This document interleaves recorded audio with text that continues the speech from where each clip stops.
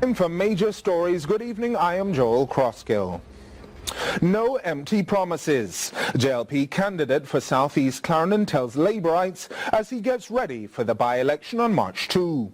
Pernell Charles Jr. was joined by other JLP political representatives who made several references to an approaching general election and urged supporters not to be complacent on election day. Here is Christine Forbes.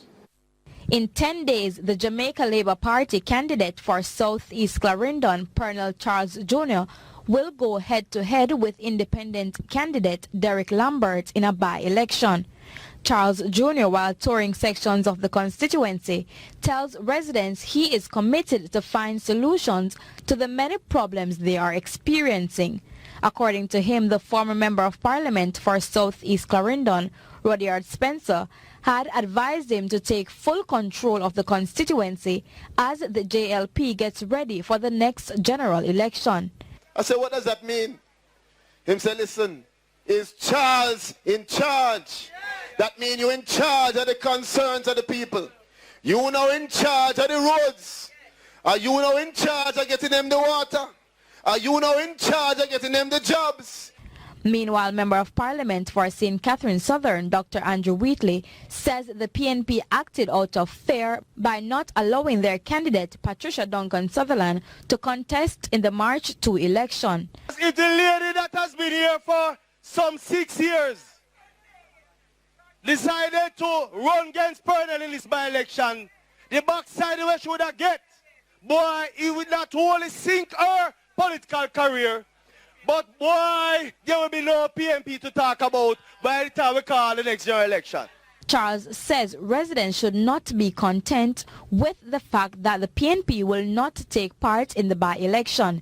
Instead, he urges them to use the by-election to send a strong message to the opposition People's National Party. We can't just win. We have to make a clear statement to Jamaica. This is a message we are sending that the Jamaica Labour Party is ready for the election coming. Also present at the rally was Minister of Industry, Commerce, Agriculture and Fisheries Floyd Green, who made it known that the Andrew Holness-led administration believes in creating opportunities for young people. Him appoint Minister Xavier, me and a young man from St. Anne.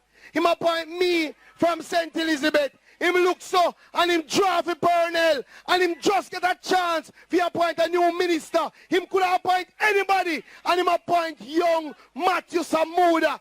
We believe in young people. Christine Forbes, CVM Live.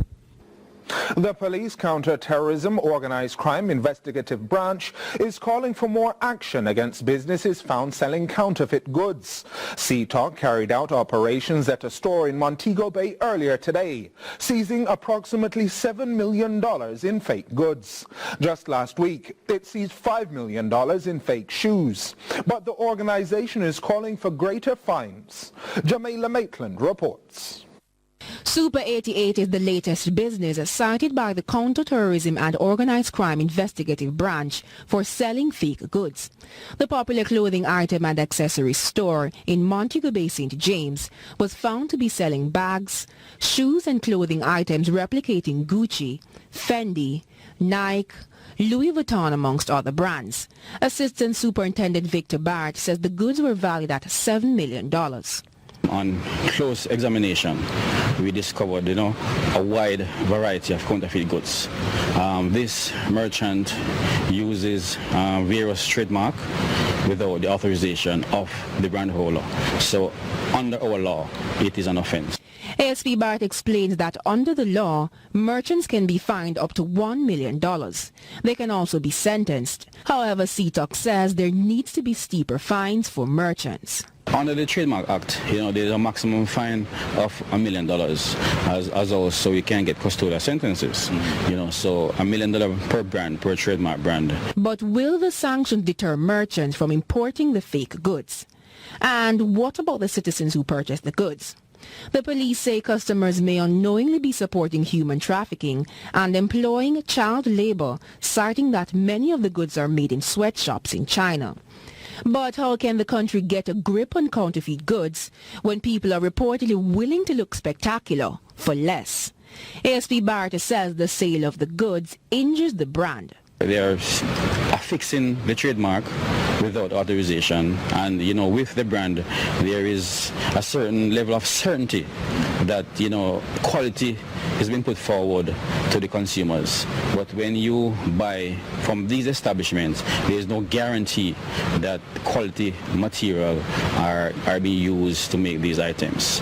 He's calling on the public to recall the 3 Ps whenever they purchase products. Look at the place where the item is being sold, examine the packaging, and evaluate the price of the item. Jamila Maitland for CVM Live. Reintegrating deportees back into the system. Annually, thousands of people are involuntarily deported back to Jamaica. However, the mechanisms to accommodate these individuals are now being questioned. The issue was discussed recently on CVM Live. Robian Williams has the recap.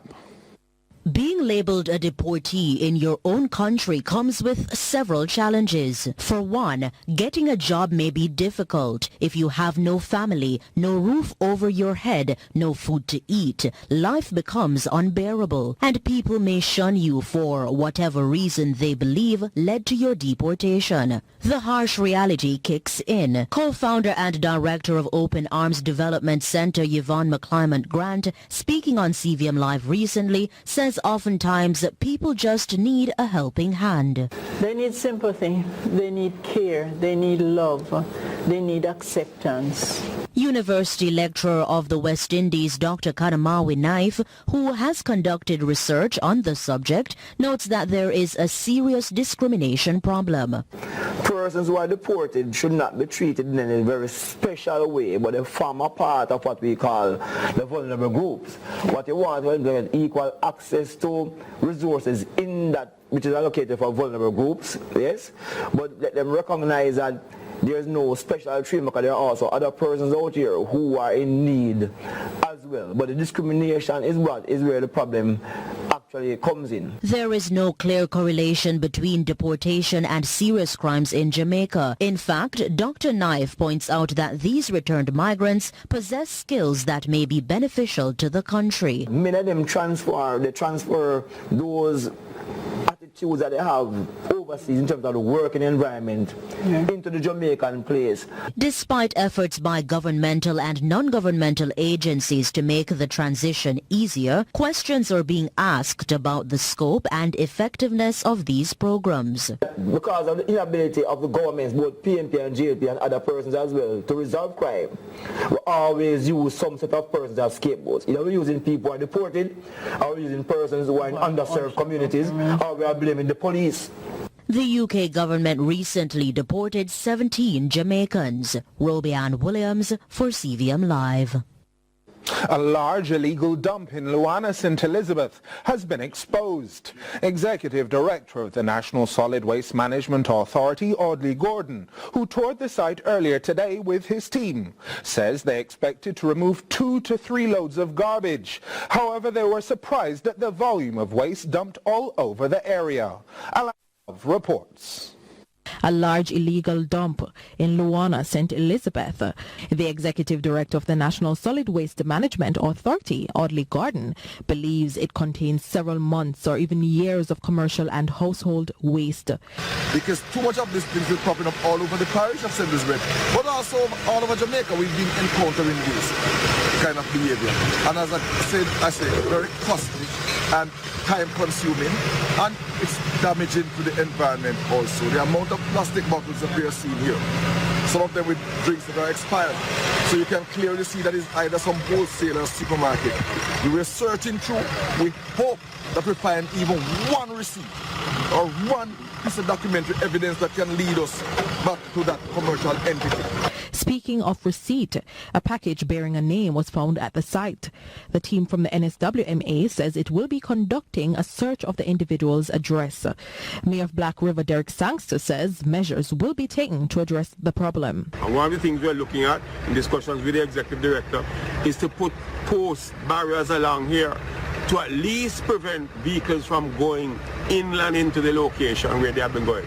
We know the culture has a lot to do with it, but we have to take the necessary steps working along with the solid waste to try and ensure that we prevent this again. He's encouraging business owners, farmers and residents to work with the authorized agency to lighten the workload for the NSWMA. Audley Gordon is encouraging the residents as well as motorists to take pictures or film illegal waste disposal and send it to the NSWMA. Gordon is also appealing to political representatives for help in policing the area. While the National Solid Waste Management Authority will be removing the garbage from the area, Audley Gordon says the site must remain clear. The drive to remove all illegal dumps is ongoing in Manchester, Clarendon and St. Elizabeth. Aladdin Love for CVM Live. The Seaboard Craft Market vendors in Falmouth are expressing their frustration as they say they are not getting any business. Rent is unaffordable and their items are being stolen as a result of inadequate security. They are calling on the Port Authority of Jamaica and the Mayor of Falmouth to address these issues as their livelihood is at stake. Robian Williams has the details in this report. These vendors are paying $11,650 monthly for a space in the Falmouth Craft Market. They say this is far too much as they don't even make $5 a day. But why are the vendors not making any money? We're not getting any tourists. The tram car just passed us. The bicycle guys ride and take them elsewhere, and the walk tour guys walk and take them anywhere. We can't come outside to ask guests to come in because then they would say we are creating a problem or soliciting guests. As a result of outstanding payments, the vendors are sometimes locked out of their stalls. In addition, the vendors say there is not even a welcome sign to the local craft market. But that's not all. We